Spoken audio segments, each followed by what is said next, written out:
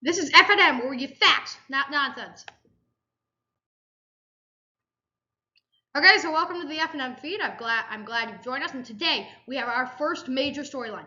The U.S. Senate has passed a stopgap funding bill by a vote of 77 to 18. The bill runs until March 1st and is currently waiting House approval. All 18 votes did come from Republicans, but Chuck Schumer and Mitch McConnell were able to get a bill out that worked out the compromises kind of between the Republicans wanting border aid, Democrats wanting Ukraine funding.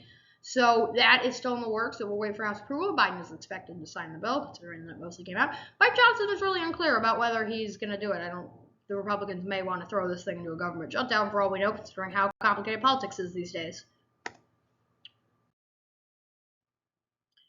This is our big news, New Hampshire primary updates. So, Trump leading Nikki Haley and Ron DeSantis with just 5 days left until the primary. In the newest St. Anselm poll that came out, which is really our main focus here, you can see the polling average. Trump's got 14-point leads in both of them. Nikki Haley is really shifting her focus to the independents of New Hampshire, if you look on the bottom left here. That is because in that St. Anselm poll, Trump had won Republican voters by a vote of 65% to 25%, but for New Hampshire, I guess, nonconformist voters, and these are about split between the two, Republicans and independents who vote in the New Hampshire primary. Nikki Haley's won that demographic 52 to 37. Ron DeSantis obviously 6%. Donald Trump's doing some travel between the trials and the campaign trail. He's at the A. Jean Carroll defamation trial over the last few days. It's kind of been a talking point. And 2020 Democratic presidential candidate Andrew Yang has appeared at a rally with Dean Phillips. Dean Phillips is a Minnesota representative who is challenging President Biden for the nomination and is trying to supplement himself in New Hampshire. So the U.S., I guess, big non-huge storyline. And stocks. So first we'll move the stocks. Pretty good day for the economy. The Dow was up about 200 points, 0.5%. NASDAQ was also up around 200 points, but that's 1.3%. And the S&P was up almost a full percent, up 41 points, or $41. But the big news, House GOP is preparing an impeachment inquiry into the Homeland Secretary, Alejandro Mayorkas. Now, this is controversial for a couple of reasons.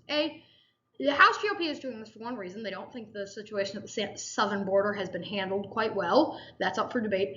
But Mayorkas has yet to be able to testify, and we don't have any concrete evidence that Mayorkas has broken laws and stuff. But that is their main consensus there. And the chair and all his people, they are ready. It looks like the House GOP will approve it, but that would be a very controversial improvement.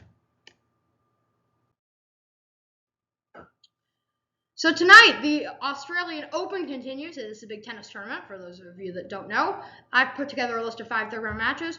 The highest seed out for each team, the Denmark Holger Rune, the Danishman, he has gone out. He's the number 18. And in the women's, 2022 Wimbledon champ Elena Rybakina has gone out. She was the number 3 seed. She went out to a young Russian on Thursday night. But the best third-round match was won.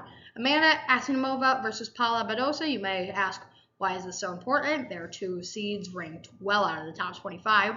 Well, they both had pretty good, noteworthy early wins, and Paula Badosa, and they were both as high in the 20s. Paula Badosa was number 4 seed at one point. Yannick Sinner, who's the Italian number 4 seed, versus Sebastian Baez, an Argentinian, tonight at 8 p.m. Andre Rublev versus Sebastian Korda, the older brother of golfers Jessica and Nelly Korda. Cameron Norrie and Casper Ruud, 2 stars that burst onto the scene last year. And then Jenna Ostapenko and Victoria Azarenko. Those next 2 matches will be on Friday night to be determined. And finally, the United States temperatures combined with the winter storm Indigo. Winter storm Indigo, the snowfall forecast through Friday is looking like it's going to be 1 to 3 inches, maybe 3 to 5, or even up to 8 across localized parts. These localized parts could be some parts of the Appalachians and the South Bend area.